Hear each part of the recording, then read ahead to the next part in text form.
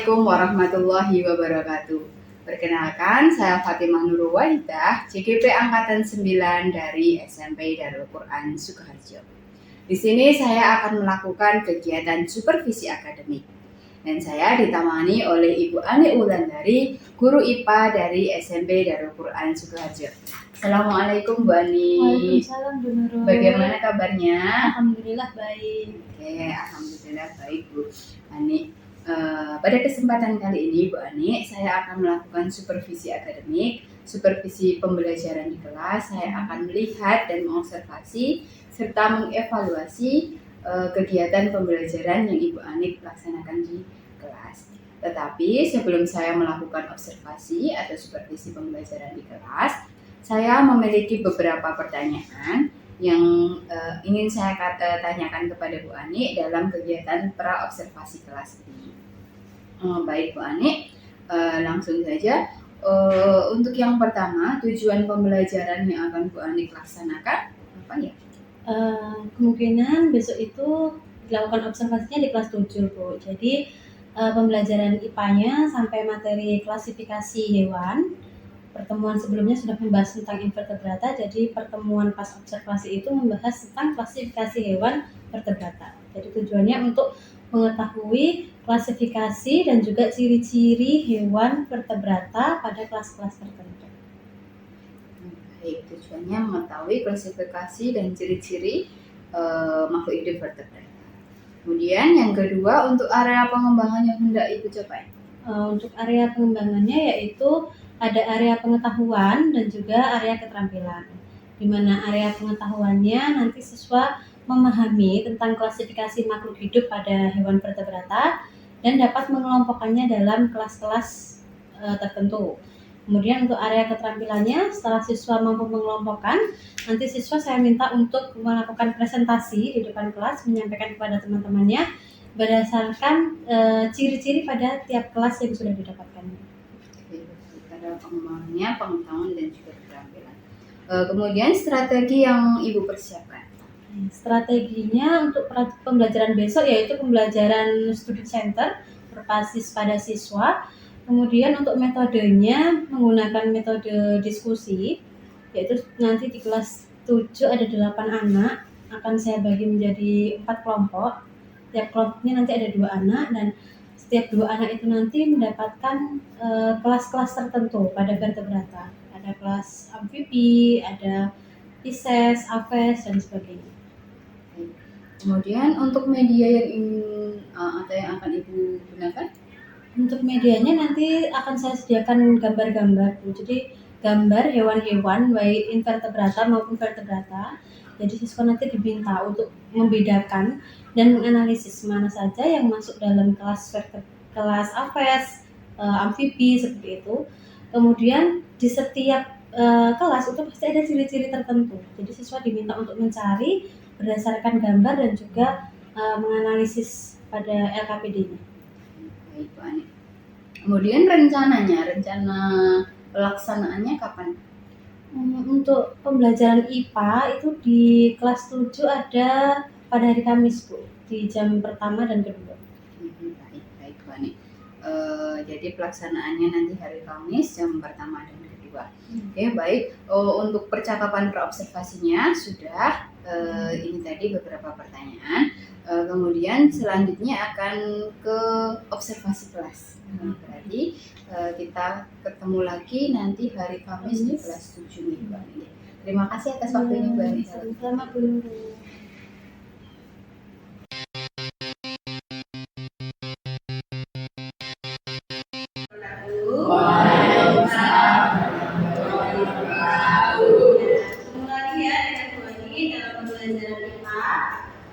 Sebelum kita mulai pembelajaran hari ini, coba kita ketua kelas untuk memimpin doa terlebih dahulu.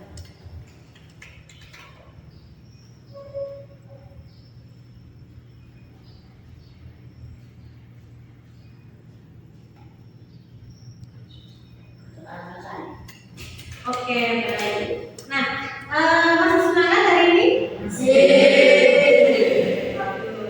Nah, kemarin kita sudah belajar tentang apa? Ada yang masih ingat?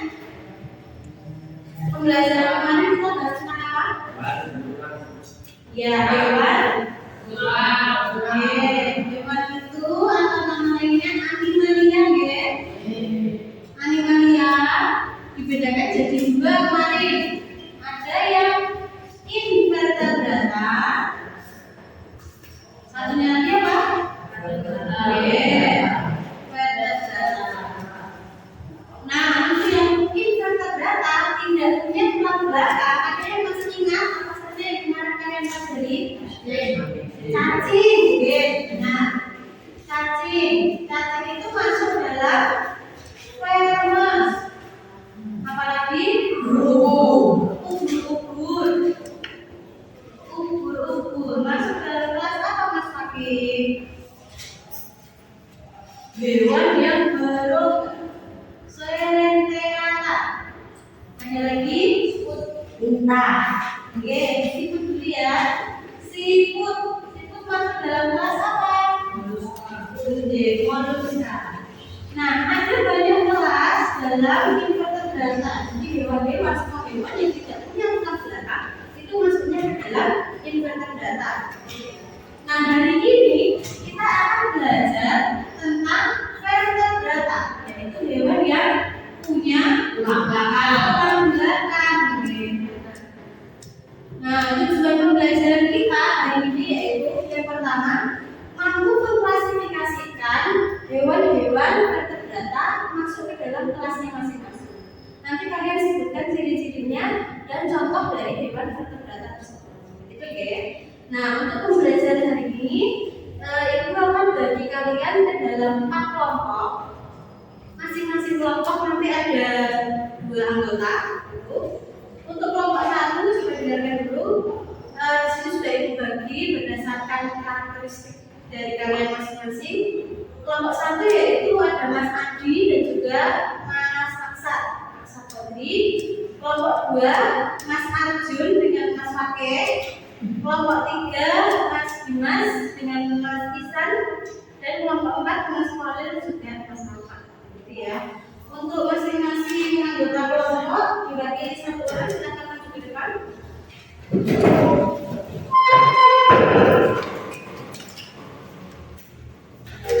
Kalian tuliskan kalian dalam kelas apa.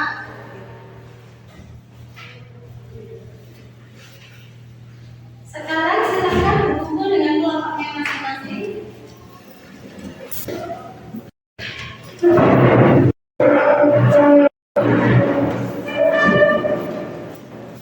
Sudah berkumpul dengan kelompoknya masing-masing?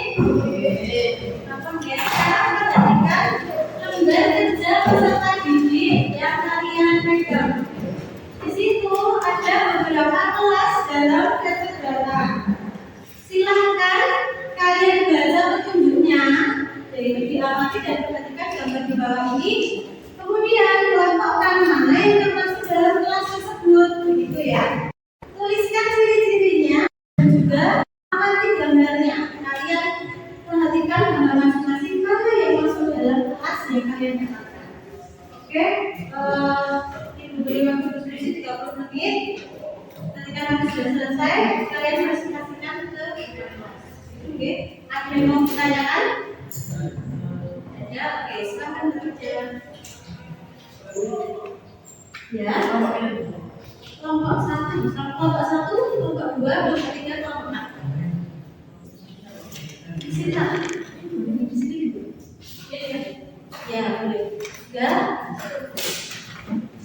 Dan kita sambungkan kelompoknya.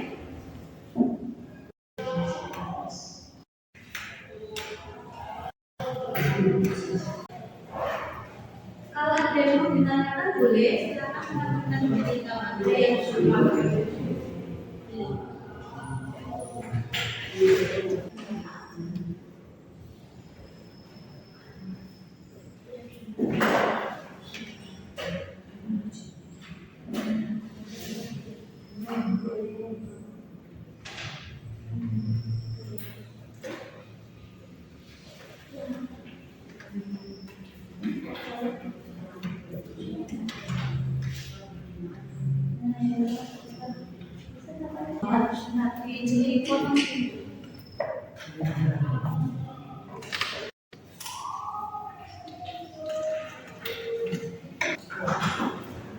Baik, waktunya 30 menit sudah habis. Apakah sudah selesai? Ada kendala? Saatnya kalian presentasi, menyampaikan hasil dari diskusi kalian, kemudian dibacakan di depan. Gitu ya. Untuk kelompok pertama, silakan masuk ke depan. Yang lain perhatikan ya, perhatikan. Nanti kalau misalkan yang kurang jelas atau mau ditanyakan, boleh silakan ditanyakan dengan Mas. Ayo kelompoknya Mas Wati.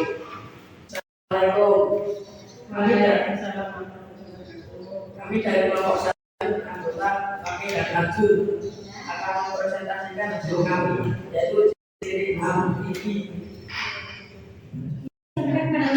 Ciri-ciri amfibi apa saja? Ciri amfibi hewan berdiri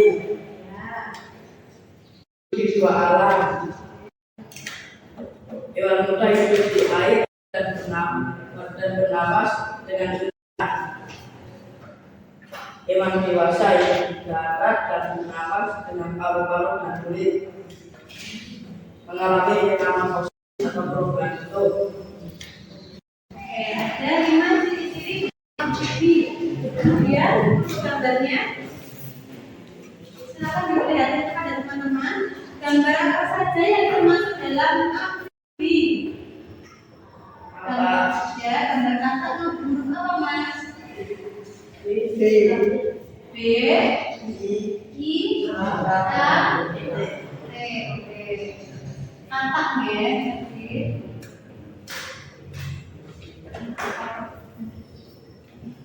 Ya, baiklah. Ada yang mau ditanyakan dari kelompok pertama tentang amfibi?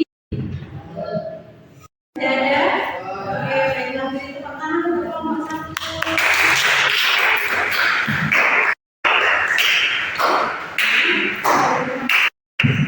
Untuk selanjutnya yaitu kelompok 2, silakan dari depan. Assalamualaikum warahmatullahi wabarakatuh. Waalaikumsalam.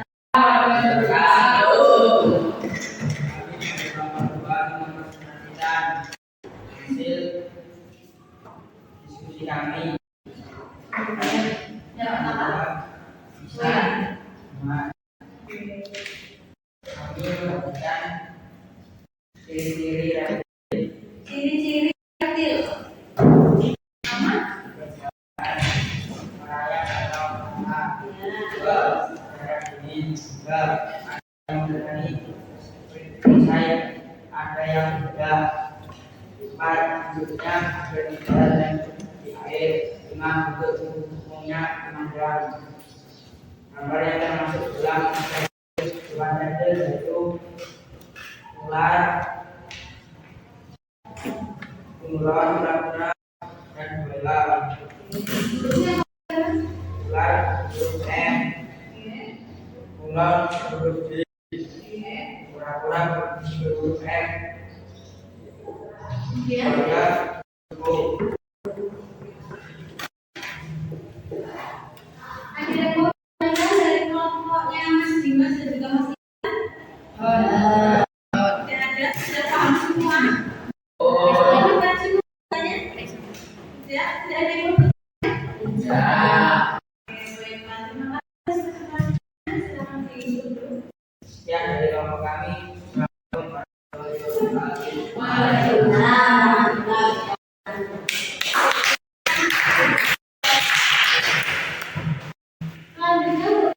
silakan berdebat. Assalamualaikum warahmatullahi wabarakatuh. Waalaikumsalam warahmatullahi wabarakatuh. Dari kelompok 3 anggota aktif akan mempresentasikan hasil karya kami. Kami akan mempresentasikan ciri-ciri apes. Sebutkan ciri-ciri. Berdarah panas, tubuhnya tertutup bulu, anggota gerak atas depan atas, berkembang biak dan bertelur dan fertilisasi internal, mempunyai pundi-pundi bawah.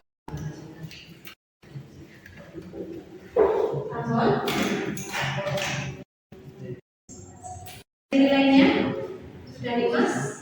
Sekarang sebutkan hewan apa saja yang di dalam apes. Burung ratu, Ya.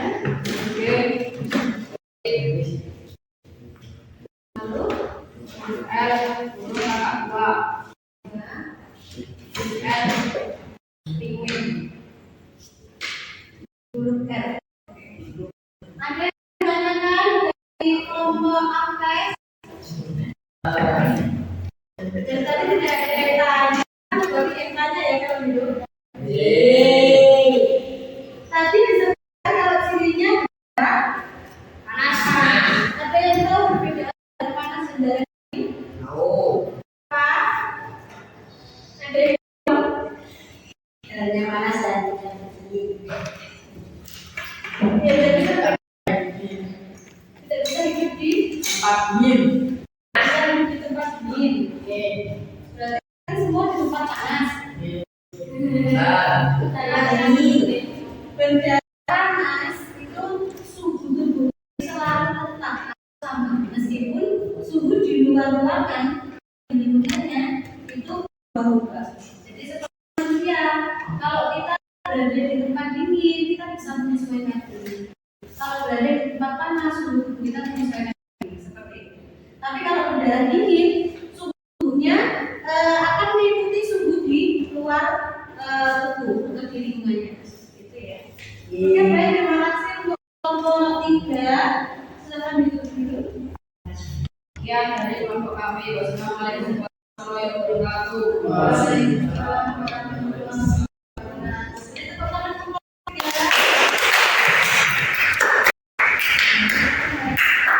Untuk yang terakhir yaitu kelompok 4. Assalamualaikum warahmatullahi wabarakatuh. Perkenalkan, saya kelompok 4 anggota Awel dan Akar. Saya akan presentasikan diri saya. Aku baru berani poin kita 2 industri air kawan makna tahu 3 pernah berusaha 4 sebenarnya berupa siri dan mempunyai dua sisi sebagai mikro dan 5 sulit dilatih dan berdiri. Ya, sabar. Terus dari gambar yang amati apa saja yang termasuk dalam Pisces? Ya, ikan.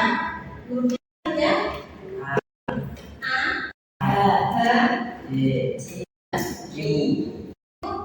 S. Oke. Ikan apa lagi? Contohnya apa saja? Waduh, basis ikan. Apa saja yang ada dalam Pisces? Oke. Ikan, koi dan lain-lain. Oke. Harus ada yang bertanya. Ada yang mau bertanya untuk kelompok 4 tentang ikan? Kan itu erat kaitannya dalam kehidupan kita sehari-hari ya. Ada yang mau bertanya? Ayo acungkan jarinya. Silakan. Mas Kodri, ya. Kodri mau bertanya. Oh, Mas Kodri dulu ya. Mau bertanya silakan. Mau bertanya tentang apa? Tentang ikan? Ya. Kenapa ikan? Kenapa ikan hidup di air, Mas? Ayo. Mas kalian Mas Ahmad bisa menjawab kenapa ikan hidup di air? Karena ikan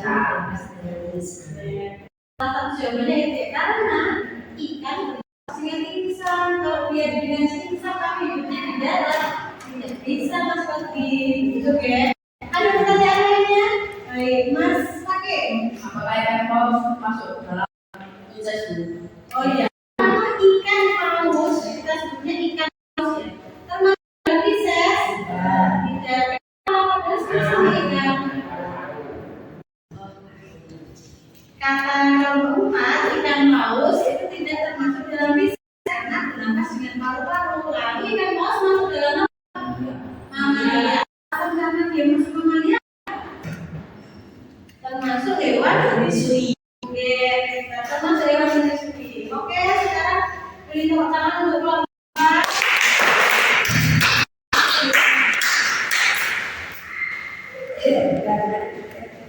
Ya, baiklah.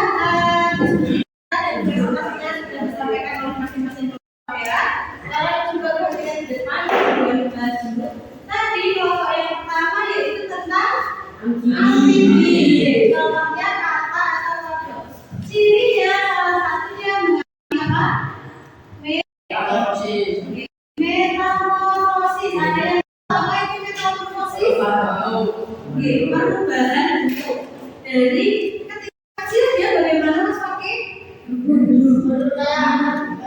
telur.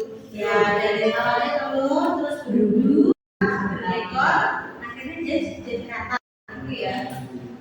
Kalau selain metamorfosis, cirinya apa lagi nanti? Itu di darat dan juga di air. Kalau yang di air, napasnya dengan ketika sudah biasa dia hidup di darat. Oke, contohnya ada kata, kodok, dan salah satunya lagi ada salamander, ya. Untuk yang kelompok itu reptil, cirinya salah satunya adalah bersisik, ya, karena contohnya tadi ada ular, ada kura-kura, ada bunglon, seperti itu. Terus cirinya apa sih, Mas? Ciri dari reptil ada apa? Berdarah dingin. Nah, kita bisa bahas juga ini. Ada yang berdarah dingin, ada yang berdarah panas. Seperti yang Bu Ani sampaikan tadi ya.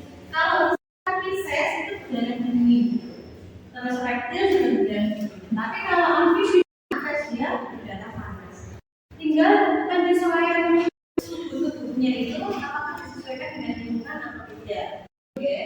Cirinya ada contohnya, maksudnya ada bunglon, kura-kura, ular, kadal, dan lain sebagainya. Kemudian yang ketiga yaitu apes. Apes itu adalah bangsa burung. Jadi semua yang masuk dalam burung, kemudian ayam, itik, pinguin itu masuk dalam apes. Jadi dari apes yaitu tubuhnya tertutup oleh bulu. Ayam itu kan punya bulu. Kemudian itik juga. Kemudian burung juga. Lalu ada yang namanya pundi-pundi hawa atau pundi-pundi udara. Ketika terbang, burung memanfaatkan pundi-pundi udara untuk bernapas. Dan terakhir yaitu ada Pisces, kelompok ikan. Kelompok ikan salah satu cirinya bernapas dengan insang. Yang bertanya, kenapa ikan paus tidak termasuk dalam Pisces? Karena ikan paus bernapas dengan paru-paru dan dia menyusui anaknya, maka paus itu masuk dalam mamalia. Oke, ada yang mau ditanyakan dulu dari pertemuan kita hari ini? Ada. Untuk pertemuan kita akan bahas satu kelas lagi yang belum dibahas lagi, yaitu pada kelas mamalia atau hewan menyusui. Pertemuan minggu depan kita masih sama memakai cara diskusi. Nanti kalian akan diberikan suatu kasus tentang mamalia, lalu kalian analisis kasus tersebut. Jika tidak ada yang ditanyakan, kita untuk pertemuan kali ini akhiri. Assalamualaikum warahmatullahi wabarakatuh.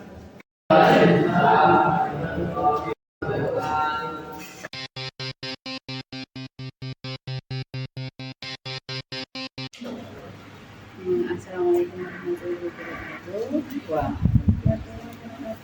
Selamat pagi Bu Ani. Bagaimana kabarnya? Alhamdulillah baik. Selamat pagi Bu Khair. Bagaimana kabarnya? Alhamdulillah baik juga. Baik, pada kesempatan pagi hari ini saya akan melakukan percakapan pasca observasi kepada Ibu Ani Wulandari, yang mana telah kita laksanakan kegiatan pra-observasi dan juga observasi pembelajaran di kelas pada bulan Februari yang lalu.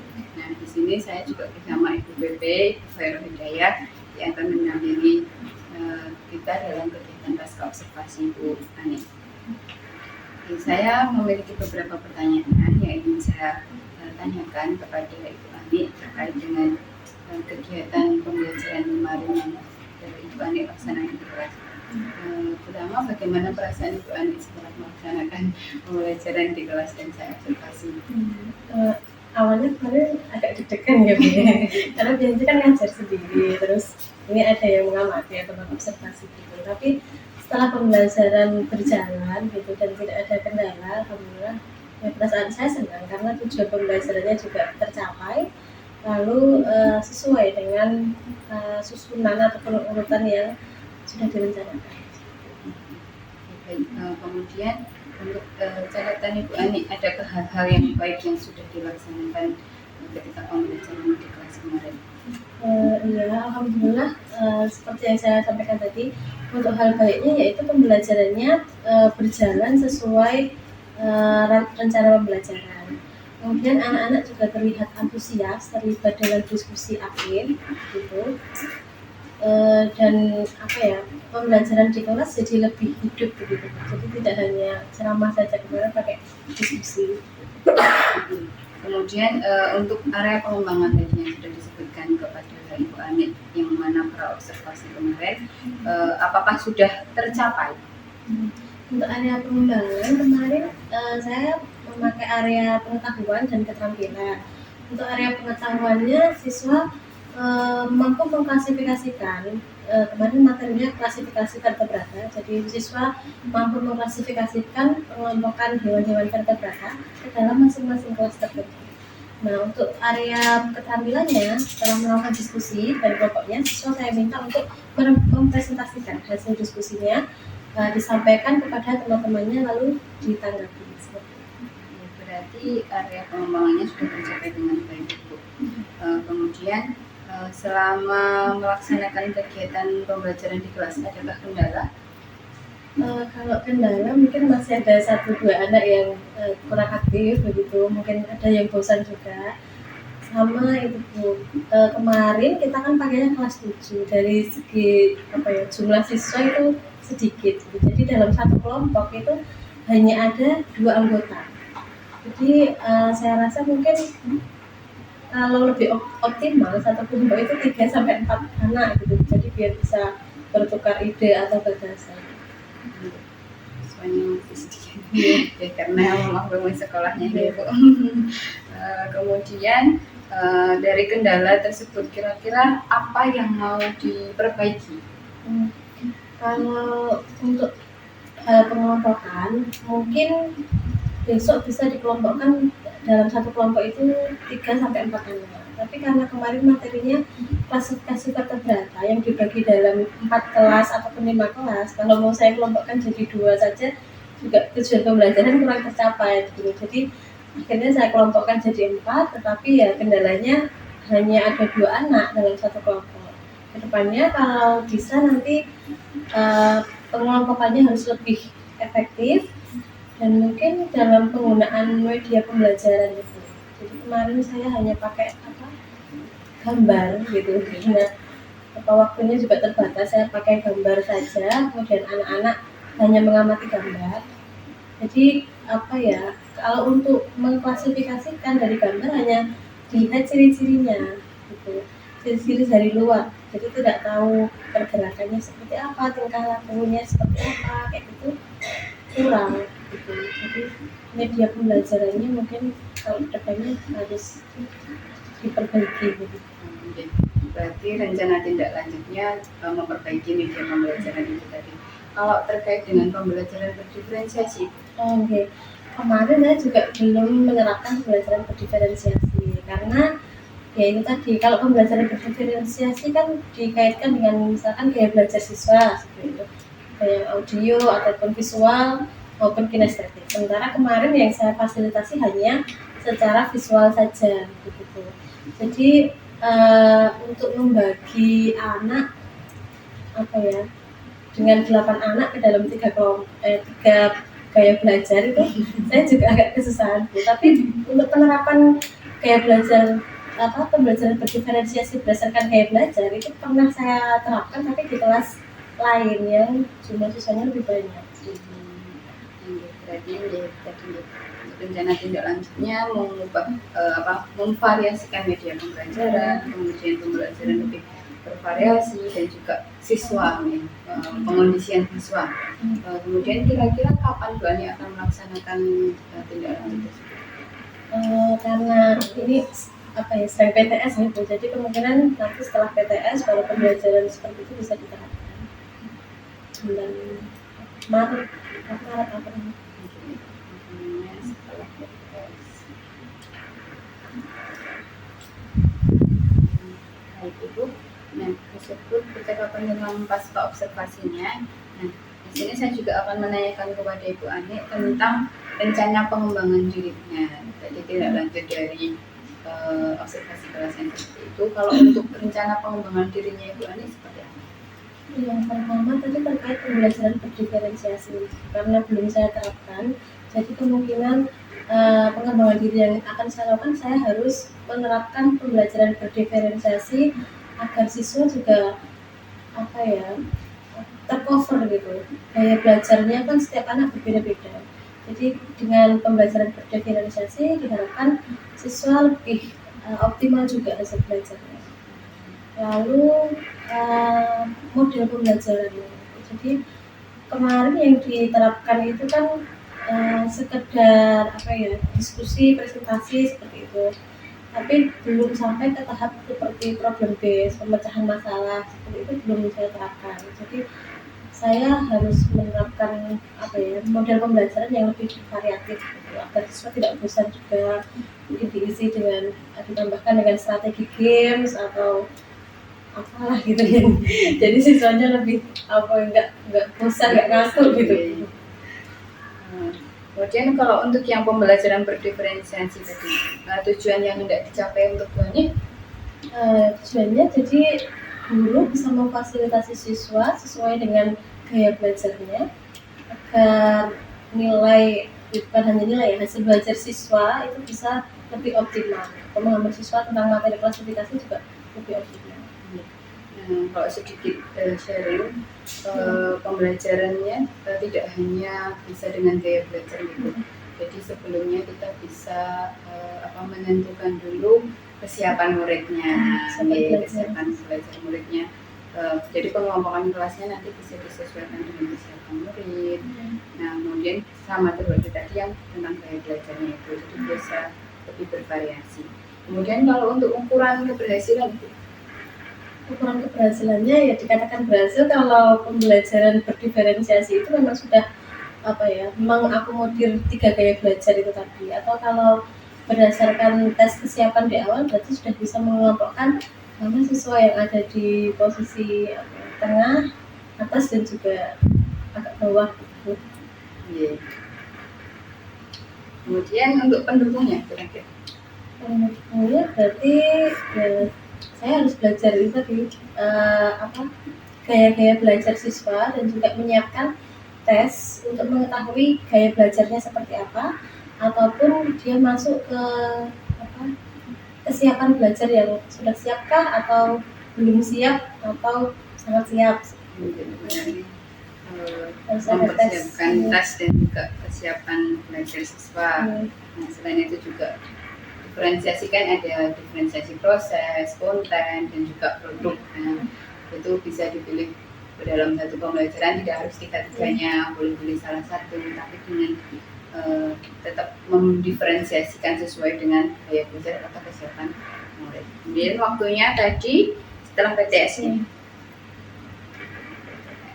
Kemudian yang kedua tentang model pembelajaran, tujuan yang hendak dicapai. Tujuannya dengan model pembelajaran yang bervariasi, siswa juga lebih tidak bosan gitu di dalam pembelajaran. Jadi kalau siswa dilatih dari awal penyelesaian permasalahan atau berpikir kritis, itu kan siswa jadi ide-idenya muncul gitu. Jadi tidak hanya dari guru ingin siswa seperti apa, tapi ide-ide dari siswa itu juga muncul dalam menyelesaikan, misalnya dari kita memfasilitasi LKPD-nya. Kemudian untuk ukuran keberhasilannya, ya berarti siswa lebih enjoy di kelas, kemudian lebih memperhatikan, dan hasil belajar siswa juga nanti kita lihat apakah mengalami peningkatan atau tidak. Untuk pendukungnya itu tadi LKPD. Jadi LKPD yang saya siapkan seharusnya tidak hanya berupa gambar-gambar, tetapi juga berbasis masalah. Jadi dijelaskan, misalkan dalam materi klasifikasi kan ada banyak ya hewan tumbuhan di Indonesia, bagaimana kita melindunginya agar tidak punah, ataupun kasus-kasus seperti misalnya gajah masuk ke pemukiman seperti itu kan harus dianalisis. Apakah memang kesalahan hanya terjadi pada satu sisi hewannya saja atau dari segi kita manusia yang mengambil habitatnya. Jadi LKPD-nya harus berbasis masalah. Baik itu. Nah, kemudian waktunya berarti sama gitu. Iya. Setelah PPS. Maret atau April. Ada lain Bu yang mau dikembangkan? Mungkin apa ya, strategi belajar tadi Mbak, yang memakai game seperti itu. Jadi terkadang kalau pembelajarannya itu apa ya, ngepas hari Senin Kamis pas anak-anak puasa itu banyak yang ngantuk, itu yang jalannya itu. Jadi kalau pakai games itu mereka lebih tertarik gitu, setidaknya mereka sudah ada antusias gitu mengikuti. Nah tetapi materinya juga harus masuk dalam gamesnya itu. Tujuannya biar anak-anak lebih bervariasi, Iya. kemudian lebih semangat untuk mengikuti kegiatan pembelajaran. Iya. Jadi kalau untuk ukuran keberhasilannya, Ya kelas menjadi lebih hidup, tidak ada anak-anak yang mengantuk saat apa ya, tidur atau mengantuk itu sering Bu kadang pas terutama apa ya, puasa jam-jam terakhir hari Kamis gitu puasa. sama berarti Bu. Kemudian kegiatan pendukungnya, Untuk kegiatan pendukungnya berarti ya saya harus menyiapkan variasi games yang menarik, meskipun berbasis apa ya, tradisional juga bisa, maksudnya tidak menggunakan laptop atau apa, hanya berupa games apa ya, banyak lah tuh variasinya. apa selain dengan games itu kan kita kan juga punya Chromebook. Nah mungkin itu iya. bisa juga digunakan Bu Ani sebagai media pembelajaran ataupun strategi pembelajaran. Kalau mau game nanti lewat online kan ada punya Iya. itu Kahoot dan lain sebagainya, quizzes atau apa itu. Nah itu bisa nanti anak-anak kan kalau pakai teknologi Iya, biasanya lebih biasanya bersemangat. iya. Apalagi anak-anak putra. Iya. Nah anak putra kan lebih semangat karena kita tidak bisa menggunakan HP. Nah untuk anak-anak jadi kita memanfaatkan program yang ada. Gitu. Kalau sampai sini ada yang mau disampaikan ke saya? Ya, belum ada sih Bu, tapi terima kasih kemarin sudah diobservasi. Jadi terkadang kalau tidak ada observasi itu kan kita merasa ya kita sudah menyampaikan sesuatu dengan sebaik mungkin gitu kan, jadi tidak ada penilaian atau tidak ada masukan yang apa, membuat kita jadi harusnya lebih berkembang. Jadi terima kasih pada Bu Nurul yang sudah mengobservasi pembelajaran kemarin dan memberikan masukan kepada saya. Baik, terima kasih kepada Bu Ani atas waktunya. Kemarin kita sudah melaksanakan observasi dan sekarang kita pasca observasi. Terima kasih kembali semua yang sudah dilakukan oleh Bu Ani. Terima kasih juga kepada Ibu BP yang sudah mendampingi kegiatan pasca observasi ini. Saya tutup kegiatan pasca observasi ini. Terima kasih. Wassalamualaikum warahmatullahi wabarakatuh. Waalaikumsalam warahmatullahi wabarakatuh.